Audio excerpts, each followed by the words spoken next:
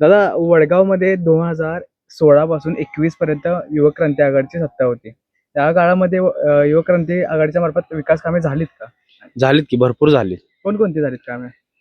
पहिला इथनं 2 फुटाची पायवाट होती, मधनं चालत याला इकडे रस्ता नव्हता. पावसाळ्यात गुडघे एवढा चिखल व्हायचा. परत नंतर 2016 युवक क्रांतीची सत्ता आल्यानंतर अजितदादा आणि अंकुश माने या दोघांनी महेश पाटील इंजिनियर साहेबांची भेट घेऊन 20 फुटाचा आम्हाला डांबरी रोड इथपर्यंत करून दिला.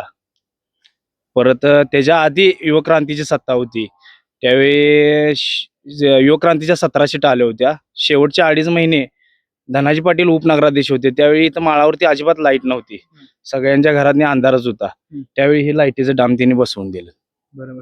आता दादांनी सांगितलं तर ते खरं आहे का? आणि हो आणि हो, काय काय विकास झाले? 100% खरा. हा जो रोड बघताय तुम्ही आता, इथं ह्या गल्लीमध्ये गटरी वगैरे रस्ता वगैरे काही सुद्धा नव्हतं.